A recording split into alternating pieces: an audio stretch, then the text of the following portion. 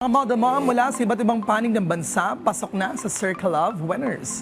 Pinatunay ng Model Mom Honorees 2026 na kayang pagsabayin ang ganda, talento at makabuluhang advokasya sa isang makulay na gabi ng pagdiriwang.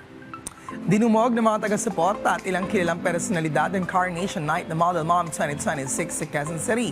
Higit pa sa corona at glamour, binigyan din ng mga candidate mom ang kanilang mga advokasiyang naglalayong makatulong at makapagbigay inspirasyon sa mas nakararami.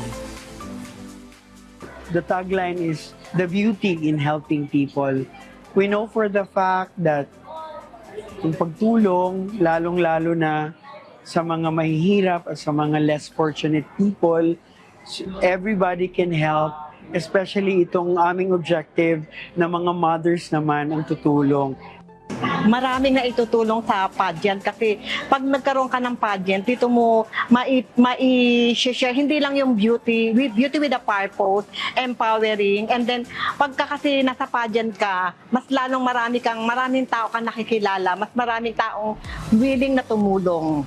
Pinasalamatan ng mga kandidata ang mga taong naging bahagi ng kanilang journey, lalo na ang kanilang mga pamilya na walang sawang nagbigay ng pagmamahal at suporta sa pagtupad ng kanilang pangarap bilang mga ilaw ng tahanan.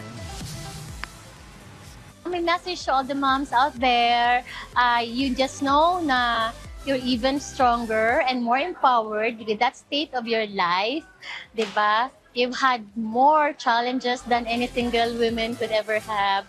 And I'm sure if you want to be a beauty queen, then just keep doing your best and try. And then wala pong imposible.